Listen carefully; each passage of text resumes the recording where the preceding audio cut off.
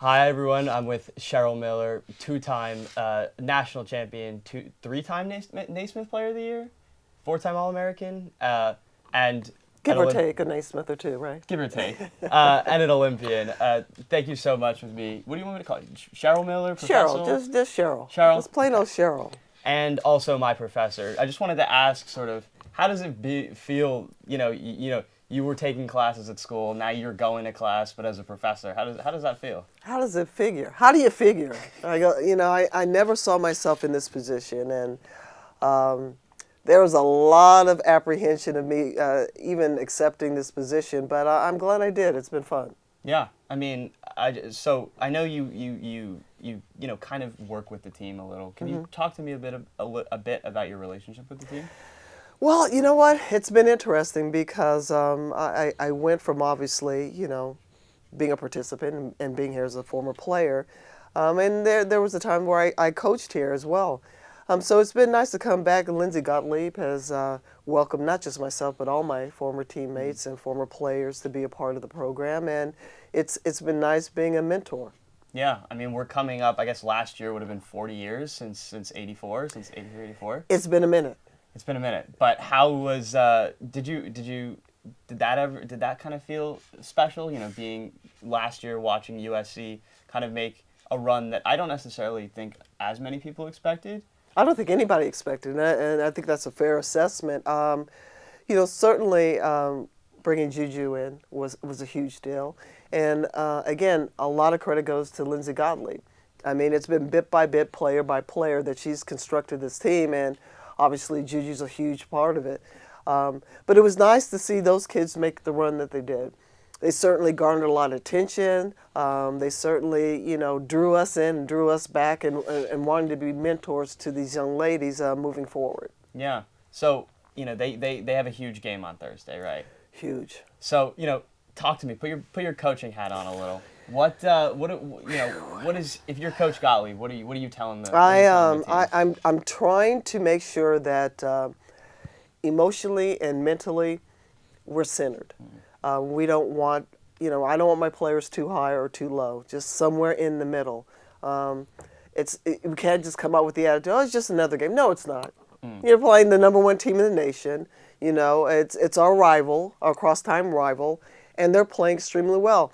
13 straight weeks, #1. And UCLA, these Bruins know that they are the best team right now. They're the team to beat. So not saying that we have to play a perfect game, but dang close. So X's and O's wise, where do you think USC might look to actually exploit the Bruins? Okay, #1 thing, take care of what's going on in our backyard. We got to eliminate the unnecessary turnovers. That's #1. #2, we've got to pound the boards. And it can't just be relying on Rhea and Kiki. We need our guards involved. So it's got to be a team rebounding mandate from everyone. We certainly need our bench to really match their bench and outplay theirs. And we have to make sure they're going to go on runs. Most teams do. But we can't afford to have them go on a second half 10-0 run that puts us in a deficit that big of a hole headed into the fourth quarter. Obviously, UCLA has a National Player of the Year favorite, right? Lauren Betts. Yes. If this could be the statement win for her. It could. How do you think Kiki and Raya really kind of match up against her in the post? Well, I'm glad you said it like that.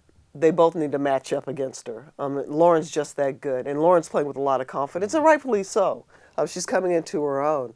And the pressure is all on us, and it should be. We're at home. So we just need to make sure that we do the little things. That's sharing the basketball. That's team rebounding.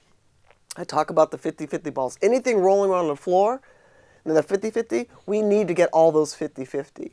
And we have to make sure that everyone is a threat offensively. Let's share the basketball. I know USC has had some issues, let's say, with bench scoring. It's been yes, a lot of it's been anemic. It's been anemic. What do you think? Is that something that they can fix in this kind of game? Oh, absolutely. Yeah. You know what? But they've shown moments where we are far more dangerous when we're not just focusing on Juju or Kiki. You know, we have the freshmen coming in and contributing. So we need everyone to be a threat. And to be responsible on the defensive end. Look, if I'm having a shocking game offensively, I'm going to make sure that no Bruin is having a good night. So we have to have that mentality defensively. Definitely. Just, cool, we're all good. You know, one of the things I noticed when I was watching the Ohio State game is just the attention that Juju attracts. Yes. You know, they were often double teaming, triple teaming her. Yeah. You know, if you had to talk to her, you know, what would you say? What would you say about that? Well, number one, she understands that. The secret was out the bag last year. You know, as a freshman in the middle of the season, teams started focusing on her. Of course, her sophomore season, she's going to see the different looks. The triple teams, the double teams, the different formations, the 4-in-1, the box-in-1, all types of different things they're throwing at her. I guess my greatest advice is to be able to know and pick and choose when you need to be a threat. There are times where you being a decoy is an asset for your team. Because now other players can show up and contribute. So I just want her to just relax and let the game continue to come to her and not feel that she has to press and be the leading scorer and be that, you know, be the end-all be-all. She does have help this season, and she just has to trust her teammates. Is there anything that you think she can kind of do? I mean, obviously, it's tough when there's just a ton of different looks coming at you at once. But is there anything that she? Well, that's why she gets the big bucks. Yeah. You know, that's why she's considered the best player in the game right now, or one of the top players in the game. So I don't want to offend anybody at UCLA and give them any type of ammunition. But again, just be patient. She's a smart, over the top, high basketball IQ type of player. She just needs to settle in, trust her teammates, and let the game come to her. Now, did you ever kind of face that thing? I mean, I know your team was kind of loaded, but you know, did you ever? We were as loaded as they are right now. I had the benefit of Pam and Paula McGee and Cynthia Cooper, and you got to remember, Cynthia Cooper came off the bench for us. So. And I trusted my teammates, and I knew I couldn't do it all by myself. No player can. No one player can. And that was the beauty of it. We shared the ball, and we knew we had to get it done defensively. So if they put that amount of energy offensively as they do defensively, we'll be fine. But we can't afford for one player, two players, or three players to think that they have to take it and win it by themselves, because no one can. Not against a UCLA team like this. Yeah, you mentioned, you know, that your team was loaded as loaded can be, and you know, kind of compared it to this year's team. Yes. I want to ask you, how do you think you guys would stack up against each other if you were to play? Play this team? Yeah. My team against this team? Yeah. Oh, no question. We will ball these kids out. Are you kidding me? Are you kidding me? We will roll these kids out. Come on. But that's not even come on. Seriously. There's no one. I mean, as much as I love the team, I love them, but they ain't about this life.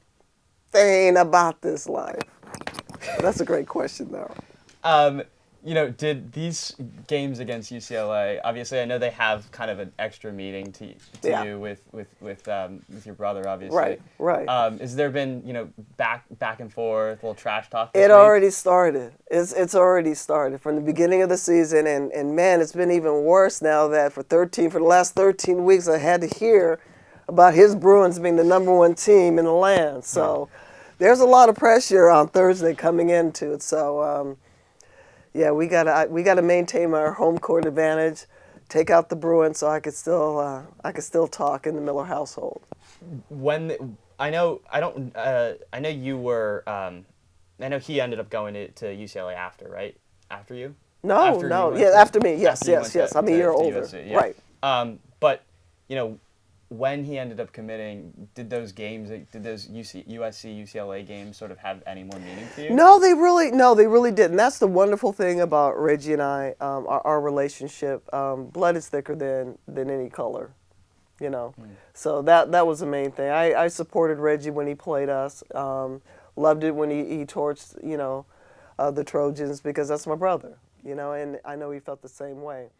But now that neither one of us Now it's on. It's all hands on deck. So there's a lot at stake on Thursday.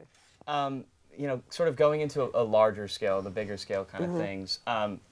Obviously, this year we've seen a ton of very, very high profile, especially non-conference women's basketball games. Yeah. Notre Dame, we played UConn. Yep. UCLA has to go play South Carolina after Yep. this. What do you think these kind of non-conference or just in general really high profile games kind of do for the women's game? It's been great. I mean, the exposure has been fantastic. And women's basketball is it's so explosive across the board. And it's been great. I mean, even the Iowa game, the attendance records were there, and you had Caitlin Clark's jersey being retired. And then you had South Carolina losing the other day to Texas, and it was a packed house. So it's great for basketball. It's a great brand of basketball what's being on displayed right now. And I couldn't be happier. It's just great. It's great to see that the women are finally receiving not only the attention they deserve, but financially are also are benefiting from it. I saw Kelsey Plume a few weeks ago kind of talk on the All the Smoke podcast, and she kind of said something that I thought was interesting. I would kind of love your thoughts on this. Okay. She said that the women's game, comparatively speaking, to where to where it is right now, is sort of farther along than the men's game was in the same kind of era. Just sort of the national TV. I think the men's game took a little longer to get its sort of Bird versus Magic kind of story that you saw with Caitlin Clark and Angel Reese. I just sort of love to get kind of a reaction on that. You know what? I agree to an extent of what she's saying. I certainly will say the narratives and the stories out of women's basketball right now far succeed what's going on in the men, and that's been long overdue. But I will say that had the NCAA had the right mind frame and set to invest the dollars when I played, how much further would women's basketball be as far as television exposure and the growth of the game? So yes, she's right in that respect, but we still have a long way to go as well. Where do you think that sort of next evolution is? Wow. Well, when we finally get to the place where the players in the dub, no longer have to go overseas to make ends meet, that they don't have to supplement their income, that salary in which they play professionally will be enough. It will be sustainable. What do you think sort of that unrivaled sports league, you think I love it. might actually change? I just think, again, if anything, and I hope women's basketball, I think sometimes we've shot ourselves in the foot, is we could be so territorial instead of celebrating one another, because when the dub benefits, NCAA we benefit, unrivaled we benefit. The more that there's eyes on women's basketball and the talent pool continues to grow and develop, we need more avenues, and that's just greater exposure. Great. I mean, one more, two quick questions just before we wrap things up. You talked about how you previously a coach, and you've kind of done a wide variety of things in the sports world, but I wanted to ask if you'd ever come back and just kind of take the sidelines, pick up the clipboard again. Just curious, out of curiosity. Heck no! There is no way in the world I would ever coach again. Are you kidding me? That coaching stuff will kill you. You couldn't pay me, well, maybe you could pay me enough. But no, I have no desire to coach again. I'm good. And then, if I had to ask you, what do you think? What kind of score prediction, or what do you, as a last sort of wrap up, score prediction for tomorrow, or Thursday? Sorry. Thursday's game, SC by 3. Overtime. Overtime win by 3. Instant classic kind of thing? An instant classic? Oh, yeah. Yeah. Yes, classic. What do you think? Yeah, I don't know. I think it's going to be... It's going to be an overtime game, and we win by 3. Interesting. That's it. Interesting. I could definitely see it like that. I think at the end of the game, it's going to come down to the fourth quarter, right? Absolutely. And it's going to come down to whether or not, frankly, I think we can break down their defense and make the shots that we need. Okay. If, number one, we have to have 10 or less turnovers. We have to win the war on the boards. Juju doesn't have to go crazy, but if Juju, Kiki, Rhea, and we have and Kennedy, if we can get all those players in double figures, and then a couple more off the bench from Howell, yeah, we should be good. Yeah. We should be good. Yeah. And just limit their bench. Yeah. Outscore our second bench. Yeah, we should be fine. We'll be well.